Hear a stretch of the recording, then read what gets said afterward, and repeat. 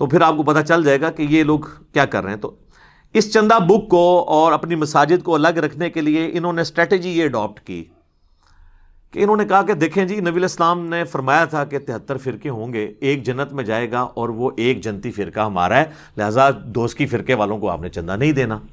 یہ وجہ ہے. یہ ان کی آؤٹ لیٹس ہیں. KFC والے کہیں گے کہ میکڈونلڈ کے چپس اچھے ہیں؟ نہیں کہیں گے. یا میکڈونلڈ والے کہہ دیں کہ جی چپس تو ہمارے اچھے ہیں لیکن چکن KFC والوں کا بہتر ہے؟ نہیں. تو ہے دونوں امریکن ہی ہیں، یہاں بھی ہے دونوں حنفی ہیں، لیکن بریلوی دیوبندیوں کو ماننے کے لیے تیار نہیں، دیوبندی بریلویوں کو ماننے کے لیے تیار نہیں ہے، چونکہ دو آؤٹ لیٹس علیحدہ کھلی ہوئی ہیں. اور اس کے لیے انہوں نے حربہ کیا بنایا کہ 73 فرقے ہیں اور ایک جائے گا. ٹھیک ہے، وہ حدیث ہے، سنن نبی داؤد کے اندر موجود ہے، مشکات میں موجود ہے کہ میری امت کے 72 گروہ جہنم میں جائیں گے اور ایک جو ہے نا وہ جنت میں جائے گا، اور اس کا نام بھی ہے الجماعہ، یعنی امت کی مین سٹریم. ٹھیک ہے، تو وہ کہتے ہیں وہ ہم ہیں. ہر کوئی اس کو اپنی طرف منسوب کرتا ہے، اور باقی سب کے سب جو ہے وہ جہنمی ہیں. تو یہ وہ جنتی جو ایک گروہ ہے، وہ نبی اسلام کے زمانے میں، صحابہ کے زمانے میں، تابعین تبع تابعین کے زمانے سے اب تک چلتا آ رہا ہے نا. تو پھر ظاہر ہے کہ پھر وہی ہوگا نا. صحابہ کیا تھے؟ بریلوی، دیوبندی، اہل حدیث، شیعہ یا مسلم؟ مسلم. تو ظاہر ہے پھر وہ اپنے آپ کو مسلمان ہی کہلانا چاہیے ایسے لوگوں کو، یا مسلم کہلوانا چاہیے. اور قرآن حکیم میں تو بالکل اس کے اپوزٹ بات ہے. جو انہوں نے اس حدیث کا غلط مفہوم لیا، انہوں نے پبلک کو یہ بتایا کہ جس کا کوئی فرقہ نہیں ہے نا تو وہ سمجھے فارغ ہے، کیونکہ نبی علیہ السلام فرمایا 73 فرقے ہوں گے. اور یہ آپ علیہ السلام نے دھمکی کے طور پر، پروفیسی کے طور پر، پریڈکشن کی طور پر، پیش گوئی کے طور پہ بتایا تھا کہ ہوں گے، لیکن بچنا. اس لیے نہیں کہ بنانا، کیونکہ قرآن میں حکم ہے، سورہ آل عمران کی آیت نمبر ہے 103، وَاعْتَصِمُوا بِحَبْلِ اللَّهِ جَمِيعًا وَلَا تَفَرَّقُوا. تم سب کے سب مل کر اللہ کی رسی یعنی قرآن کو مضبوطی سے پکڑ لو اور فرقوں میں مت بٹو. تو کس طرح ہو سکتا ہے کہ قرآن حکم دے کہ فرقے مت بناؤ اور نبی الاسلام کے فرقے بناؤ؟ وہ بتایا گیا. جس طرح کہ صحیح مسلم میں حدیث ہے کہ قرب قیامت میں عورتیں ایسا لباس پہنیں گی گویا کہ ننگی نظر آ رہی ہوں گی. اس کا یہ مطلب نہیں کہ ہم اپنی عورتوں کو ایسا چست یا باریک لباس پہنانا شروع کر دیں. یہ خبر ہے کہ بچنا اس سے. اس طرح فرقوں والے معاملے میں خبر ہے کہ تم نے اس سسٹم کا حصہ نہیں بننا. تو تم نے کیا کرنا ہے؟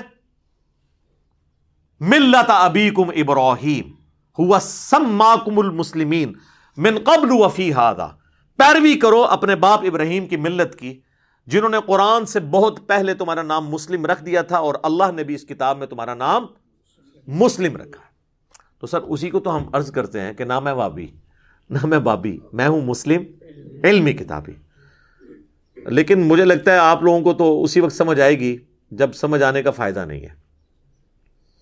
جو صحیح بخاری اور صحیح مسلم دونوں میں یہ حدیث موجود ہے کہ جب قرب قیامت میں آخری جنگ ہوگی نا دجال کے خلاف، یہودیوں کے خلاف مسلمانوں کی، جسے سیدنا عیسیٰ ابن مریم علیہ السلام اسے لیڈ کریں گے،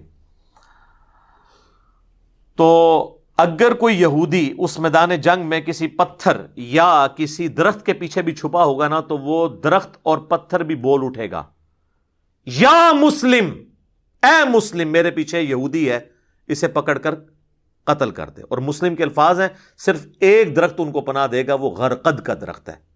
بہت بڑی جھاڑی ہوتی ہے، اس میں بندہ چھپ جائے تو نظر نہیں آتا، جس کی کاشت اسرائیل میں بہت تیزی سے وہ لوگ کر رہے ہیں. وہ ان کو پناہ دے گا. باقی تو ہر درخت، ہر پتھر سے آواز آئے گی، اے مسلم، میرے پیچھے یہودی ہے، اسے قتل کر دے. یعنی میدان جنگ میں، آج نہیں. تو اگر ان کو آواز آئی ہے تو کہیں گے ہم تو مسلم ہے ہی نہیں ہے، یہ تو علی بھائی کی کوئی ویڈیو چل پڑی ہے. ہمیں تو جب تک حنفی بریلوی کہہ کے نہ پکارا جائے، حنفی دیوبندی کہہ کے نہ پکارا جائے، ہمیں جب تک جو ہے وہ اہل تشیع کہہ کے نہ پکارا جائے، جب تک ہمیں وہابی اہل حدیث کہہ کے نہ پکارا جائے، ہم نے تو آواز ہی نہیں سننی. تو سر اس آواز سے پہلے ہماری آواز سن لیں تاکہ وہ آواز آپ کو سمجھ آ جائے. ہاں مجھے بتائیں، اللہ تعالیٰ امام مہدی کو اس دور میں بھیج سکتا ہے کہ جب بریلویوں میں آئے تو دیوبندی کہیں کہ یہ مشرک ہے، اور دیوبندیوں میں آئے اور بریلوی کہہ دیں کہ مہدی جو ہے یہ گستاخ رسول ہے، اور اہل حدیث میں آ جائے خدا نخواستہ تو یہ دونوں کہیں یہ انگریزوں کا ایجنٹ ہے. نہیں، یہ اسی صورت میں مہدی آئیں گے جب یہ سارے فتنے ختم ہو چکے ہوں گے. اور سر آپ کو اللہ نے اپنی زندگی میں دکھا دیا ہے کس تیزی سے یہ ختم ہو رہے ہیں. اور مجھے وہ حدیث بار بار یاد آتی ہے مسند احمد کی جو مشکات میں موجود ہے کہ اللہ کے نبی علیہ السلام نے فرمایا کہ قیامت اس وقت تک نہیں آئے گی جب تک کہ دنیا کے ہر گھر میں میرا پیغام نہ پہنچ جائے، اور چاہتے ہوئے یا نہ چاہتے ہوئے لوگ اس دعوت کو قبول کر لیں گے. گھر تک پہنچنا یہ سوشل میڈیا کی برکت ہے، ورنہ اس زمانے میں تو ایسا نہیں ہوا. اور اس کو سپورٹیو وہ آیت بھی ہے جو قرآن حکیم میں کئی مرتبہ ریپیٹ ہوئی ہے، هو الذی ارسل رسولہ بالہدی ودین الحق لیظہرہ علی الدین کلہ ولو کرہ المشرکون. وہی اللہ ہے جس نے اپنے پیغمبر کو الہدا یعنی قرآن کے ساتھ اور دین حق اسلام کے ساتھ مبعوث کیا تاکہ اس دین کو باقی تمام جھوٹے ادیان کے اوپر غالب کر دے، خواہ مشرک اس کا برا مان جائیں. یہ دین سپرسیڈ کرے گا.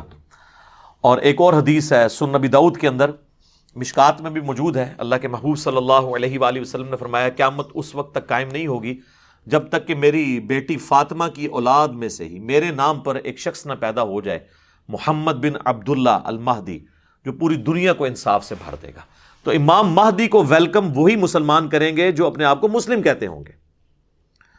اور یہ پلیٹ فارم اللہ کے فضل سے پوری دنیا میں اس وقت لیڈنگ پلیٹ فارم اسی امام مہدی کی تیاریاں اور سیدنا عیسیٰ ابن مریم کی آواز پہ جو لوگ لبیک کہیں گے انہی کے لیے تیاریاں ہو رہی ہیں الحمدللہ انشاءاللہ تعالی.